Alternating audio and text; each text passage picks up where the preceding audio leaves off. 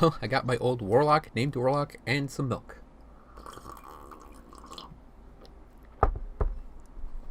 Oh, yeah. Hey, everyone. We have yet another series within a series look at various class combinations for the Grim Dawn Basics videos. Today's the Warlock. Oh, excuse me. Named Warlock.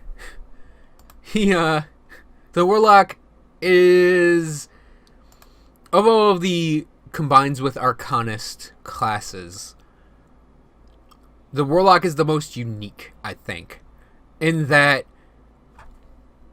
they're both the caster classes, but they are like, here's the Arcanist, here's the Warlock. Like, I was doing this gesture for the Battle Mage. This is the gesture I'm using for these two. They're like worlds apart, and yet oh so similar. And yet weird combinations happen with these two classes. So, just for a start, like the obvious go-to to me would be an Albrecht's Aether Ray build with Tainted Power, focusing on Fabric of Reality, because you'll build up your Chaos damage. But now there's actually a lot of items that do support Aether and Chaos together. So you could almost run, like, Devastation with, say, Doombolt, and have them both work? Kinda? Like I said, it gets really weird when these two get together. It's just weird. And, like, with certain items, like the Blood Orb of Chthon, suddenly you can do Chaos Missiles or Chaos Trojan Sky Shards, or convert all of the damage on Albrecht's Aether Ray to Chaos, and just focus on Chaos and Vitality damage. It's weird. And then that's not even talking about like taking Chaos damage and converting it to Aether damage, which you can do with the Clairvoyant set and the Albrecht's Duality rings. So you can take and have, like, say, a Chaos damage with Vitality damage Doombolt.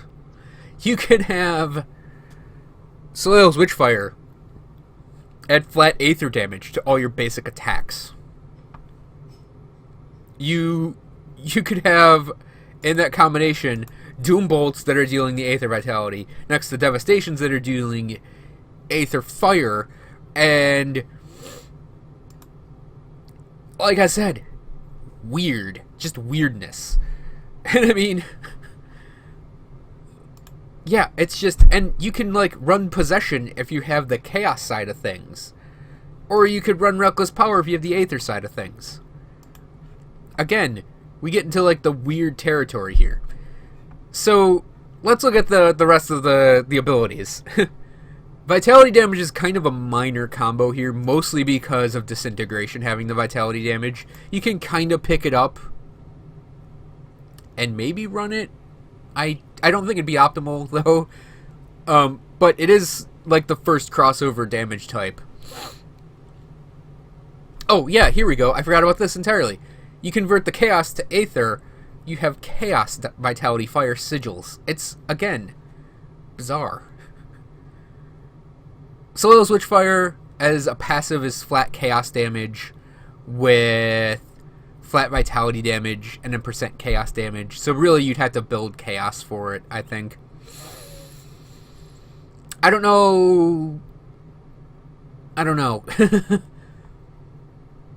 So this is where we get the disconnect, where it's like, as a passive, this could benefit Albrecht's Aether Ray or Tainted Power, but it's not going to benefit, like, Panetti's, unless you have an item, which brings up gear dependency. So the Warlock, I think it is a very gear dependent class. If you're doing those things, if you're doing the conversion things, it does become very gear dependent.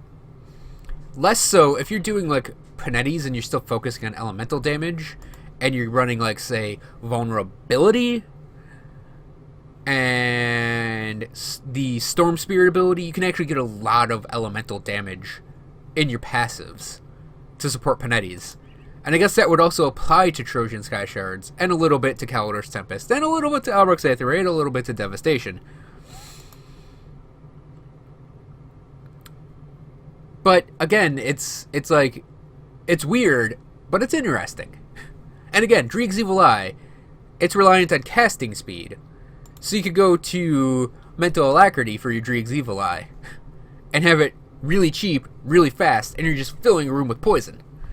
I don't think it does weapon damage anymore on anything. Oh, it does it on... Okay, it does it with Bloodburst. And I think Bloodburst levels up the weapon damage, so you might actually be able to work in your elemental damages from, say, Iskander's Elemental Exchange. But it's still weird. And I don't think Bloody Pox crosses over at all that well. No, I'd just say skip Bloody Pox. Here's the thing, though. Blood of Dreeg does give you a heal, which I went on and on about the Sorcerer, but I didn't talk about that main disadvantage, which is it doesn't have a heal. You get one with Blood of Dreeg.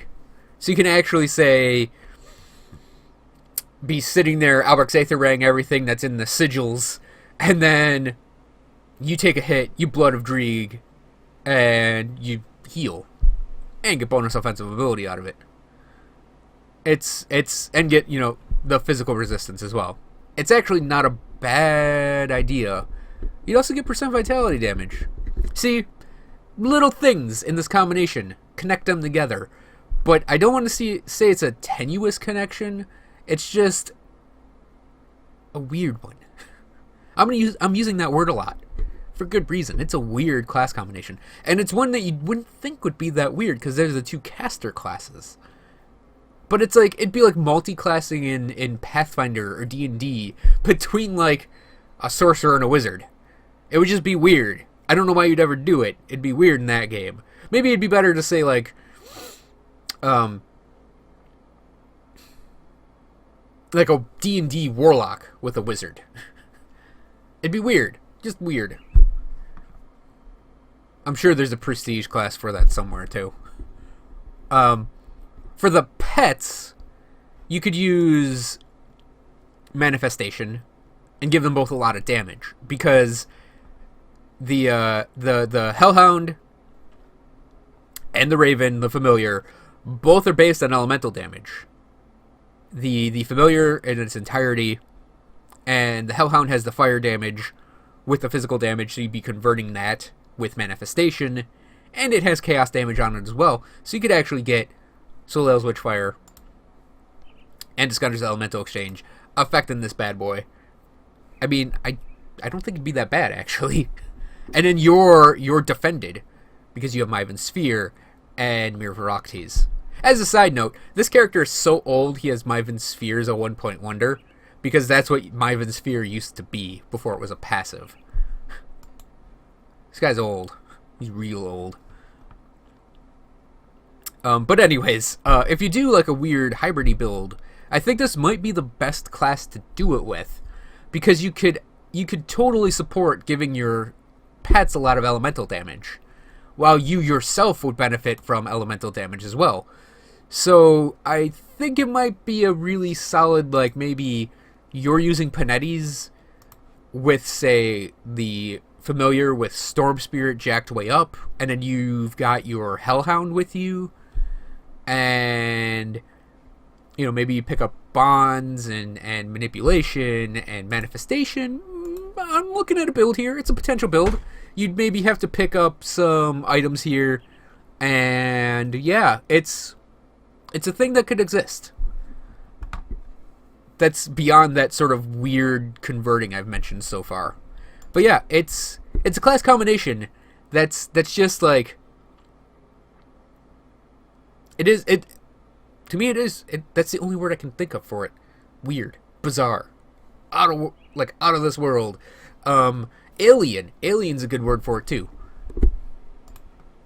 But it's also one of the most interesting combinations in the game, because like the Occultist covers so much of and the Arcanist covers so much of so yeah, it's just really interesting to see these two interact, and there's a lot of build potential But I don't know if I'd say there's a lot of build diversity with low gear requirement. A lot of the builds I can think of do require specific gear to make them work. But if you have that gear, you can make it work. So, there it is. Anyways, thanks for watching, everyone. I hope you enjoyed this video. And next time, I think I'm going to be doing things that combine with the Demolitionist. Because I know I've done a Sorcerer, and I know I have an Elementalist. And you know what? I don't know what's going to be next. I'm thinking combos to Demolitionist, though. So thanks for watching, everyone. I hope you enjoyed this video. And I'll see you guys next time for something less weird.